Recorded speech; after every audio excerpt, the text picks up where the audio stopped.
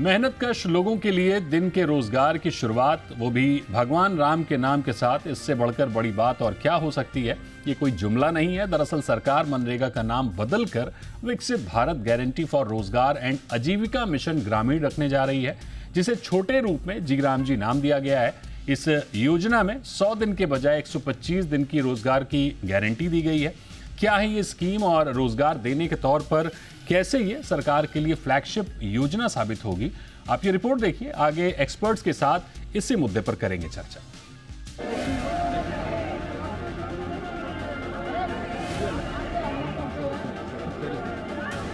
मनरेगा बनाम जी राम जी पर मचा बवाल।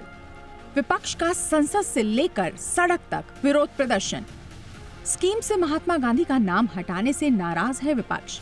कांग्रेस आरोप लगा रही है कि सरकार का ये कदम केवल नाम बदलने तक सीमित नहीं है, बल्कि ग्रामीण रोजगार योजना की मूल भावना और विकेंद्रीकरण की सोच को कमजोर करने की भी ये सोची समझी साजिश है।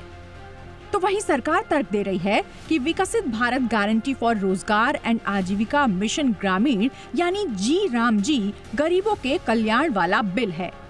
तो चलिए आसान भाषा में समझने की कोशिश करते हैं कि आखिरकार इस बिल में क्या क्या नए बदलाव हैं और उसका क्या असर पड़ने वाला है। पहले इसके नाम को डिकोड करते हैं।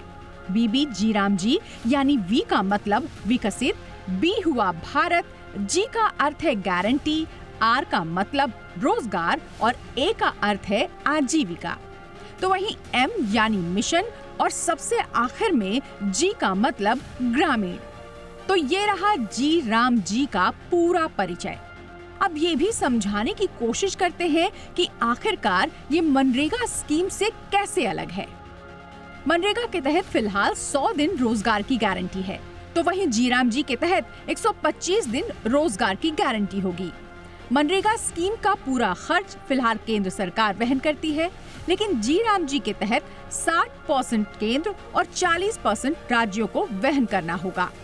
तो वहीं पहाड़ी और पूर्वोत्तर राज्यों के लिए खर्च का अनुपात 90 और 10 का रहेगा, यानी केंद्र 90% और 10% राज्य खर्च करेगा।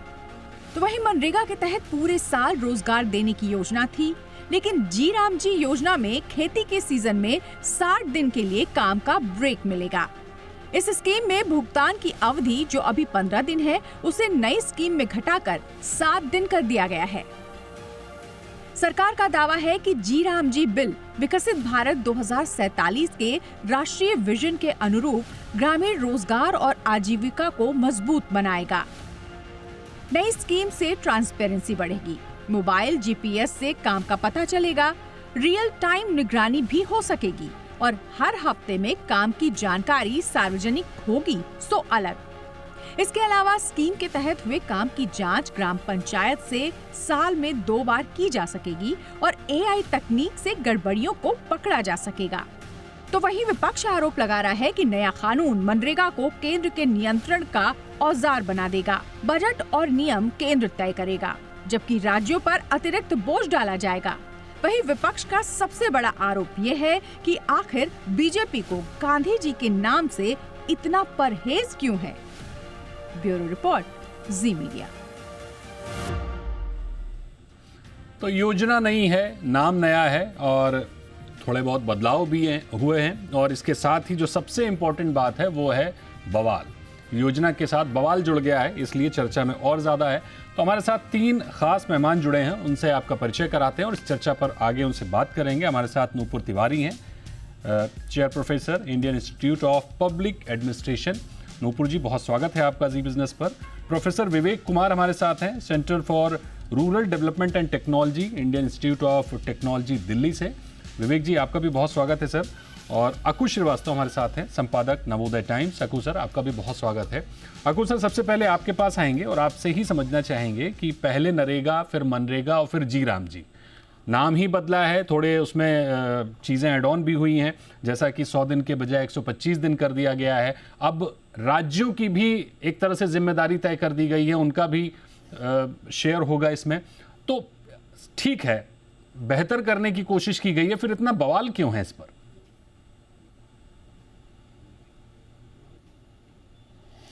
देखिए, बवाल सिर्फ इसलिए है क्योंकि फिल्मी गानों के हिसाब से ले लीजिए तो नाम में क्या रखा है वाला हिसाब किताब है।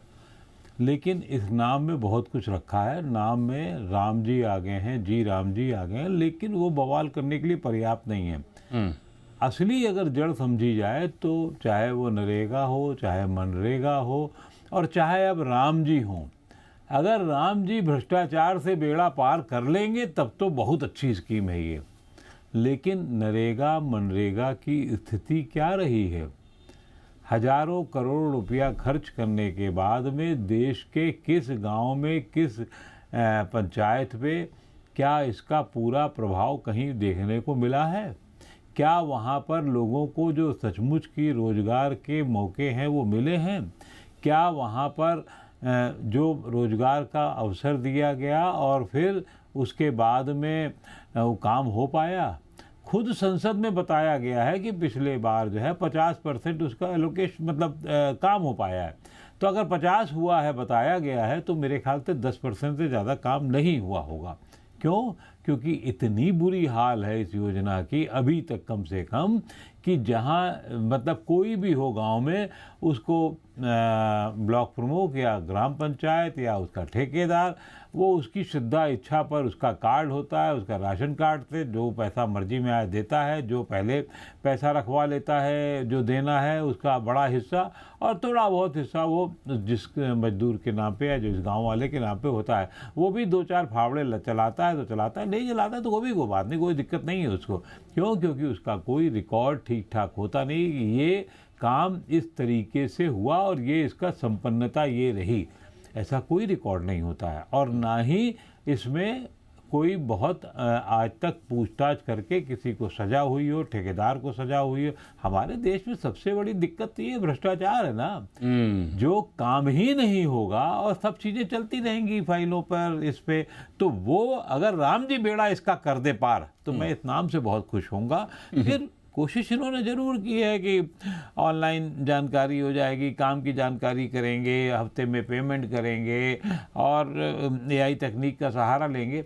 लेकिन यहाँ तकनीक का काटने वाले बाप तो यहाँ लोग बैठे हुए हैं ना, वो उसका कोई दूसरा रास्ता बना लेंगे। अभी जैसे क्या होता है कि अगर आप बायोमेट्रिक्स लगा दीजिए कहीं पर तो पता लगता है पुराना एक वो तकनीक उसकी इस्तेमाल कर ली जाती है जिससे बायोमेट्रिक्स भी लग जाता है। सवाल ये है कि ये इंगित किया जाना चाहिए कि ये गांव में ये पैसा आया और इससे ये बना, ये काम हुआ। अगर ये सब नहीं हो सकता, आप उसकी जिम्मेदारी ग्राम प्रधान पर, ग्राम पंचायत पर या बाकी आगे नहीं होती है तो फिर वो बेकार है। फिर किसी को भी आप सिर्फ, उससे तो अच्छा ये है, मैं कह रहा हूँ डीबीटी कर दो आप। जो इसमें अप्लाई करेगा पैसा तो चल जाएगा, वो जैसा मर्जी में आए करे। ठीक, यहाँ तो जो ठेकेदारों का करप्शन है, जो नेताओं का करप्शन है, उससे कैसे बचेंगे, सवाल यही है। ठीक बात है। करप्शन से कैसे बचेंगे, ये सबसे बड़ा सवाल है। प्रोफेसर नूपुर, आपके पास आना चाहेंगे और आपसे समझना चाहेंगे कि ठीक है, अक्सर हम देखते आए हैं कि सरकार कोई भी योजना लेकर आती है, उस योजना पर विपक्ष बवाल करता है। ठीक है, नाम पर बवाल हो रहा है, नाम को लेकर वो एक अलग, लेकिन असली मुद्दा क्या नाम है या फिर असली मुद्दा अस्थिर काम और पलायन है, कम आय है? हमें जो डिस्कशन है, जो विरोध है, क्या इस ओर जाना चाहिए कि लोगों को सही मजदूरी मिले, समय पर मजदूरी मिले, भ्रष्टाचार कम हो, बराबर काम मिले, काम की जो अस्थिरता है कि आज है कल नहीं है, इन पर फोकस हो कि बजाय नाम के? जी देखिए, ये जो जी राम जी 16 आप उसको कह सकते हैं नवंबर को पेश किया गया लोकसभा में, ये सिर्फ एक scheme, Mahatma Gandhi guarantee scheme का नाम ही नहीं बदला गया है, इसकी पूरी तरह से जो स्कीम को चेंज किया गया है, इस पर हम आए और ये ना कहें कि बस नाम चेंज कर दिया इसलिए ही इतनी विरोध हो रहे हैं। लेकिन इस पूरी स्कीम को अगर काफी बारीकी से हम देखें तो ये गारंटी पूरी तरह से प्लान्ड है, हाई क्वालिटी एसेट क्रिएशन की बातें इसमें है, robust digital and institutional system जो है इसको सीक करता है। और इसमें सबसे बड़ी बात आप देखिए तो रूरल डिस्ट्रेस जो है और अभी तक से जितनी चीजें पाई गई हैं, इसको काफी हद तक हटाने की इसमें बात की है। और जो आप करप्शन की बात कर रहे हैं, तो ये रूरल वर्कर और ग्राम पंचायत जो है, इसके थ्रू ही इसकी प्लानिंग करने की बात की गई है। और इसमें सरकार का, सेंट्रल गवर्नमेंट का ही बस रोल नहीं है, स्टेट गवर्नमेंट का भी इसमें रोल बताया गया है। करेक्ट।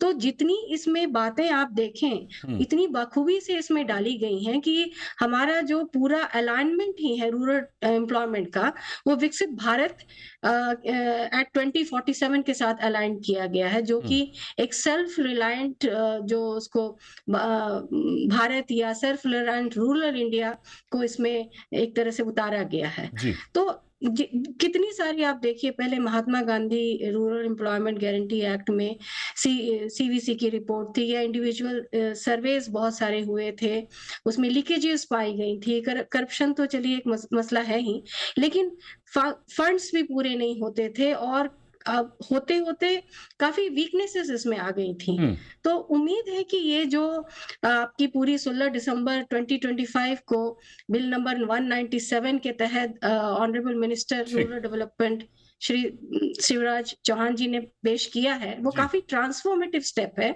रूरल एम्प्लॉयमेंट पॉलिसी के लिए। ठीक है, प्रोफेसर विवेक, आपका ऑब्जर्वेशन क्या कहता है सर?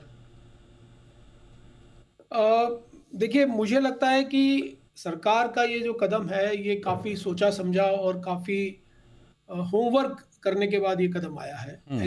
यदि हम मनरेगा का इवोल्यूशन देखेंगे 2014 के बाद, तो लगातार ये स्कीम इवॉल्व हुई है। 2017, 2019, 2020, चलिए 20 में चूंकि कोविड था तो कुछ स्पेशल प्रोविजंस थे, और 2023 और 2024।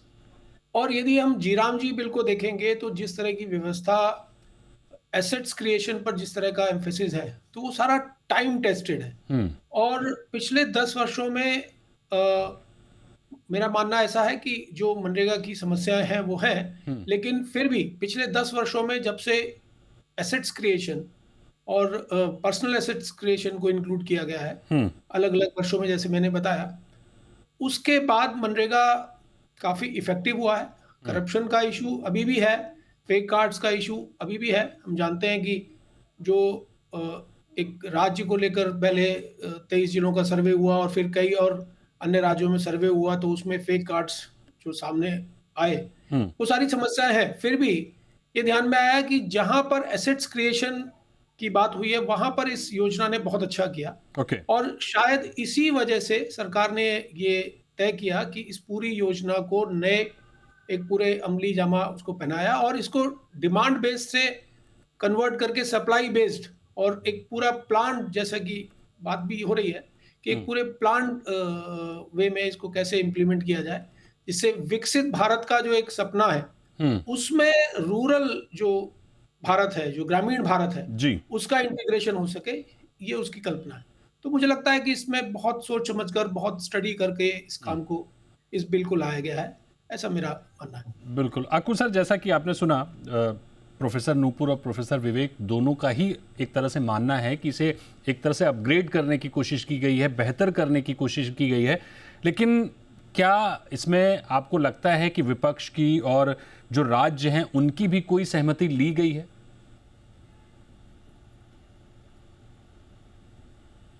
देखिए, मुझे ये नहीं लगता कि विपक्ष की या राज्य की सहमति हुई। पहले ड्राफ्ट आया हुआ होगा, सरकारों के पास गया भी होगा, लेकिन ये चाहे विपक्ष की सरकारें ही अब कितनी रह गई हैं, तो वो उसमें क्या बोलेंगे और क्या बोला होगा मुझे कतई यकीन नहीं है।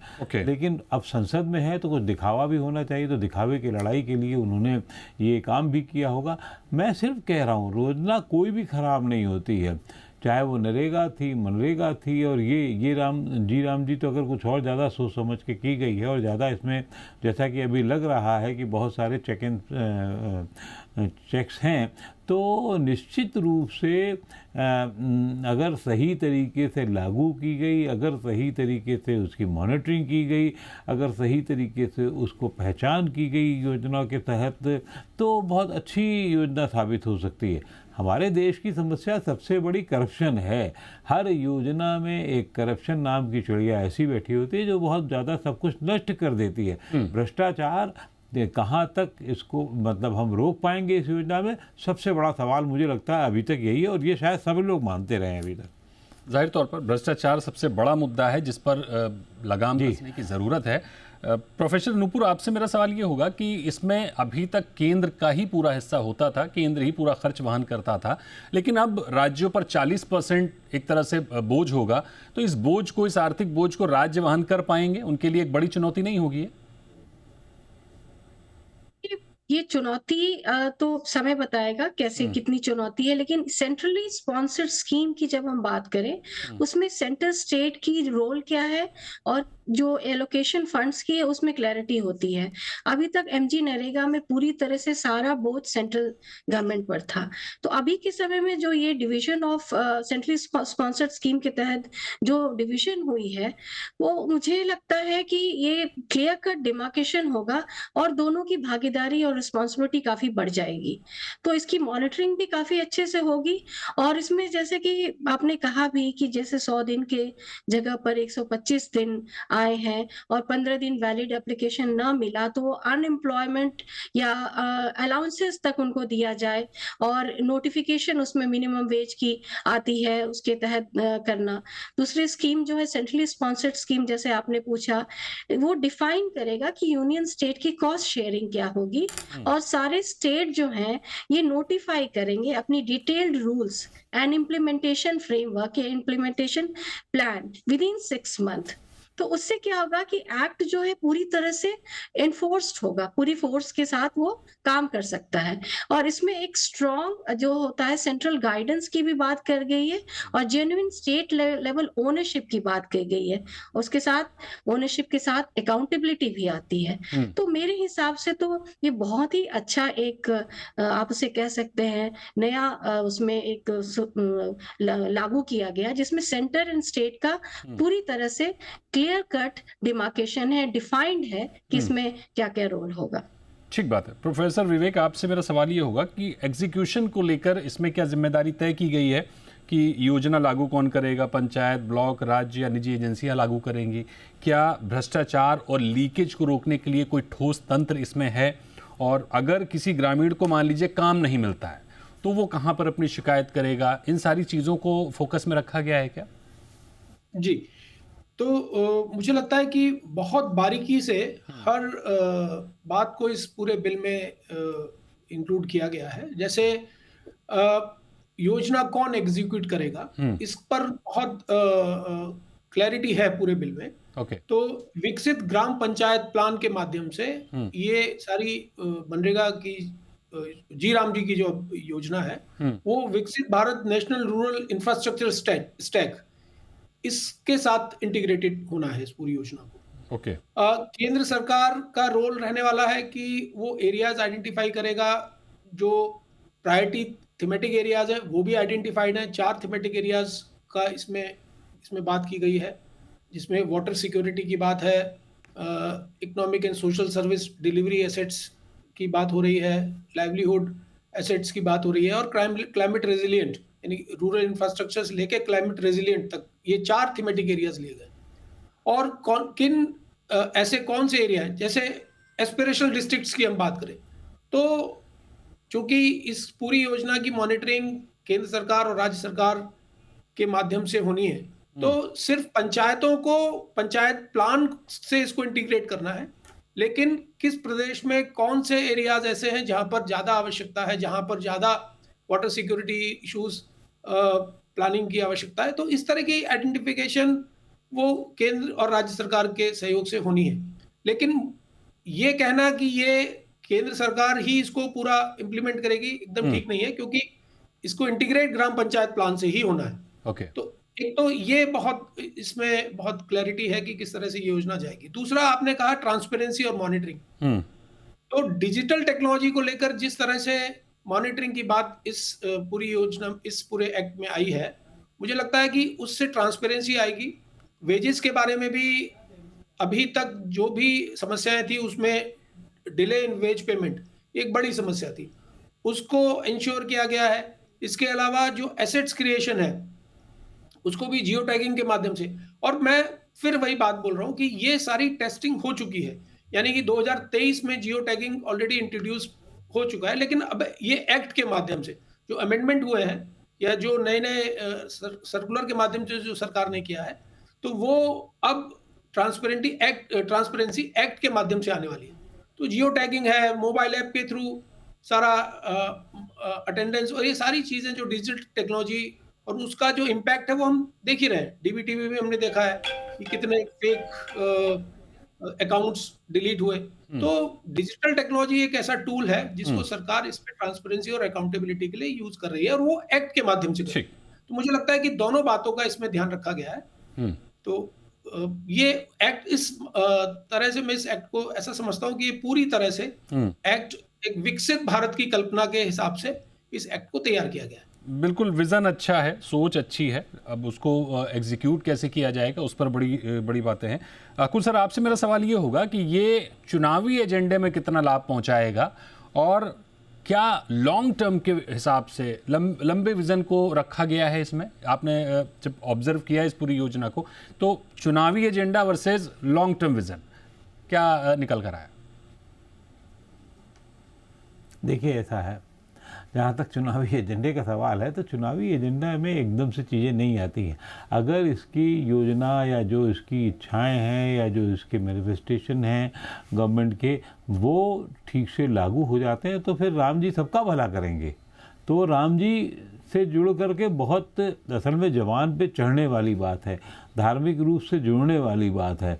कोशिश यही है कि वो एक धर्म से जुड़ कर के अगर आप काम करें तो फिर शायद अच्छा हो। लेकिन जिस देश में धर्म के नाम पर भ्रष्टाचार देसी घी के जो चढ़ता है वो उस पर मंदिर पे, तिरुपति के मंदिर पे भ्रष्टाचार का हुआ, फिर उसके बाद सिल्क वाला हुआ, तो वहाँ तो सब कुछ संभव है ना। चोर न जाने क्या क्या करेंगे। और योजना में किसी भी तरीके से जब तक उसकी मॉनिटरिंग नहीं होगी, मैं बार बार कहता हूँ, योजना कितनी भी अच्छी बना लीजिए, उसकी 50% आप मॉनिटरिंग करिएगा, तब जा कर के वो पूरा मतलब जो आपकी वर्कफोर्स है उसमें 50% लगा दीजिए कि मॉनिटरिंग भी रखे, तो वो तब कहीं जाके काम होता है। क्यों? क्योंकि हम लोगों की नीयत बहुत ख़राब है।